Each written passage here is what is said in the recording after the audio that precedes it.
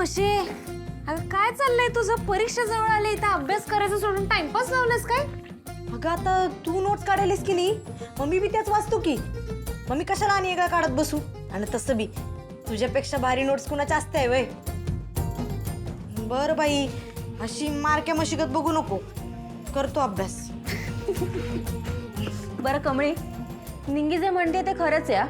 म्हणजे तुझे नोट्स एकदम कमाल असतात. आता बघ ना, आमच्याकडे पण सेम बुक्स आहेत, पण तू जसं प्रिसाइजली नोट्स काढतेस ना, तसं आम्हाला काढताच येत नाही. म्हणून मी पण आता तुझेच नोट्स रेफर करणार आहे. आणि हो, मी पण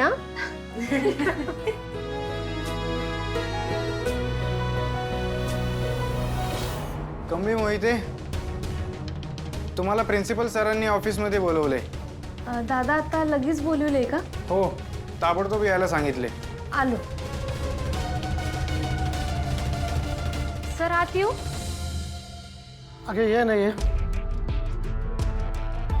सर काय झालं, तुम्ही अर्जंटमध्ये बोलवलं? अगं पण तू उभी का राहिलीस? बस बस बस बस. आधी मला आधी सांग की GS म्हणून तुझं काम कसं काय चाललंय? चांगलं चाललंय सर. म्हणजे आता पुढच्या आठवड्यात परीक्षा आल्यात की नाही, त्याची सगळी व्यवस्था मी बघून ठेवली आहे. म्हणजे आता परीक्षा झाल्या का जानेवारी महिन्यात आपण पुढच्या कार्यक्रमांना सुरुवात करूया. बर. ते कसं आहे सर, मला असं वाटतं की विद्यार्थ्यांचा अभ्यासात अजून फोकस वाढला पाहिजे, यासाठी प्राणायाम, योगासन हे आपण ठेवूया. म्हणजे आपल्याकडं एक विद्यार्थीने तिचे पालकच ह्या सगळ्यांची शिबिर घेतात. मग आपण एक दिवस तसं करूया. हां, मी डोक्यात काय काय अजून ठरवलंय. हळूहळू आपण ते परीक्षा झाली का सुरुवात करूया त्याची. म्हणजे आता सगळ्याच पोरांचा अभ्यास चालू आहे आणि माझा बी अभ्यास जरा जोरातच चालू आहे. चालू द्या. पण एक गोष्ट कमळी आपल्याला लक्षात ठेवली पाहिजे की कॉलेजचं हे वर्ष संपायला आता 4च महिने शिल्लक राहिलेले आहेत. तेव्हा त्या 4 महिन्यात काय काय करायचं याचा ग्राउंड रिपोर्ट तू बनवला असशीलच ना. शिवाय पुढच्या प्लॅन्सचं प्रेझेंटेशनही द्यावं लागेल आपल्याला. सर परत तो रिपोर्ट तर जानेवारीमध्ये द्यायचा असतोय ना, आणि प्रेझेंटेशन बी तेव्हाच द्यायचं असतंय. अरे हे सगळं जर का जानेवारीमध्ये केलं तर ऍक्टिव्हिटीज करणार तरी कधी? सर अहो, माझी काहीच तयारी नाही. आणि आता एक्स्ट्रा लेक्चर बी आहेत, सोबतीला माझा अभ्यास बी आहे. मी एकटीनं कसं करणार सगळं मॅनेज? तुम्हाला हे सगळं मी परीक्षा झाल्यावर दिलं तर चालणार नाही का? नाही, अजिबात नाही. हे बघ कमळी, या कॉलेजची GS या नात्यानं तुला हे करावंच लागेल. म्हणजे या अगोदर काय काय ॲक्टिव्हिटीज केल्या, पुढे काय काय ॲक्टिव्हिटीज करणार आहोत याचं लिहून एक प्रेझेंटेशन द्यावंच लागेल. काय ना, कॉलेजचा नियम आहे आणि तो तुझ्यासाठी मोडता येणार नाही आहे. तू काही कर, उद्या मला कमिटीमध्ये ठेवण्यासाठी ग्राउंड रिपोर्ट हवाच.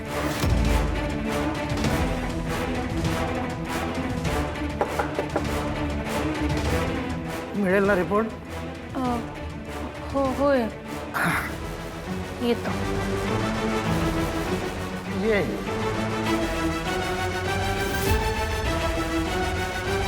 याची मला ना एक गोष्ट कळतच नाही. तू का माझ्यावर अशी जबरदस्ती करतेस? आणि काय चाललंय? तू स्वतः त्या मुलाला काही नाही बोलली, मलाही बोलू नाही दिलं. आणि ना मला एक गोष्ट तुला सांगायची की आतापासून ना मी कुठलाच प्लॅन तुझा ऐकणार नाहीये कधीच. ठीक आहे, नको ऐकूस, काही हरकत नाही. पण आता जेव्हा माझे प्लॅन सक्सेसफुल होतील ना, तेव्हा तूच माझ्या मागे धावत येशील. इन युअर ड्रीम्स ग्रॅनियाजी, इन युअर ड्रीम्स. बरं.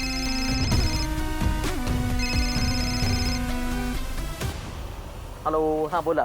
तुम्ही सांगितल्याप्रमाणे मी कमळीला एक नवीन टास्क दिलेला आहे. म्हणजे तिला काही करून उद्याच्या उद्या ग्राउंड रिपोर्ट सबमिट करायला सांगितलं आहे. वा, असंच काम करत राहा आणि त्याची चांगली फळं पण खात राहा. बरं, हे बघा, आत्ता जो काही तुम्ही त्याला रिपोर्ट बनवायला सांगितलेला आहे ते तिने उद्याच कंप्लीट करायला पाहिजे. आणि जर का केला नाही तर तिचं GS पद काढून घ्यायचं. हो, नाही पण अन्नपूर्णा मॅडम, मला एक कळत नाही, तुम्ही प्रिन्सिपल आहात की शिपाई? आपल्या अधिकारांचा त्याचा जरा वापर करा ना. आणि हे बघा, ती जो काही रिपोर्ट सबमिट करेल ती उद्याच करणार आहे. त्यामुळे आपल्या कमिटीची मीटिंग पण उद्याच ठरवा आणि ती सगळ्यांना तसं कळवा. लक्षात आलं? हो, कळवतो मी. बरं. अच्छा, चला. राणी आजी काय झालंय? अनुबळा, ती कमळी आहे ना, तिला मी एक टास्क दिलेला आहे. डेलीचं ग्राउंड रिपोर्टिंग करायचं आणि ते कमिटीला कळवायचं, असं रोज करायचं. म्हणजे आता ते सगळं करताना तिला रात्रीचा दिवस करून त्या सगळ्या गोष्टी करत राहाव्या लागतील. राणी आजी सिरियसली हे काय आहे ग्राउंड रिपोर्ट अँड ऑल?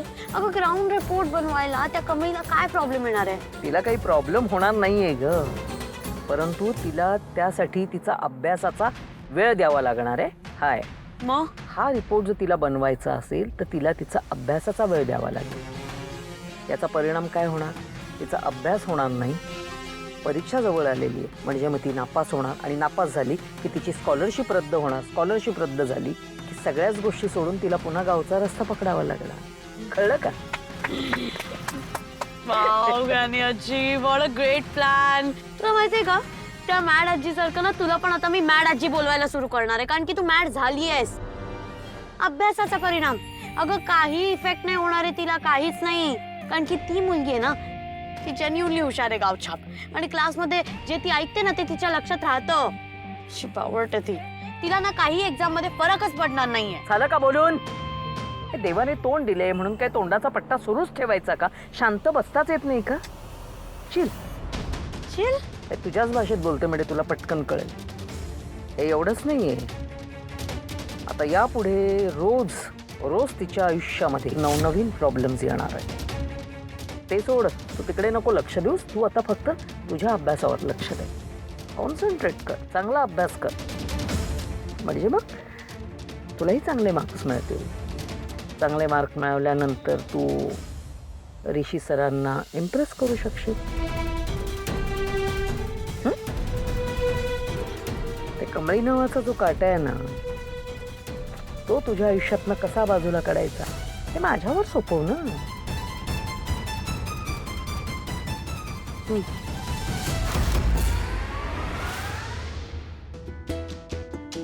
ती बघा सर. कमळे, कमळे काय ग, एवढं का टेन्शन घ्यायली आहेस? उद्या द्यायचं आहे ना व, मग आता अभ्यास कर की. आणि आज संध्याकाळी खोलीवर गेल्यावर त्या रिपोर्टचं काय करायचं ते बघूया की. ही कमळी, अजून जर्नल्स पण कंप्लीट करायचे आहेत, मग ते केव्हा करणार ती? अरे हो, अरे देवा, हे तर माझ्या डोसक्यातच नाही आलं. कमळे, अगं प्रोफेसरसनी सांगूया की जर्नल्स परवा देतो म्हणून. अगं नाही, आधीच त्यांनी 2 दिवस जास्त टाइम दिलाय आपल्याला, नको. अगं मग कसं करायचं हे समज? परीक्षेचा अभ्यास, ते 2 जर्नल्स, कसं होणार आहे सगळं? निघे, या सगळ्याचा विचार आता हॉस्टेलवर जाऊन करू. चल आता अभ्यास करू, चल.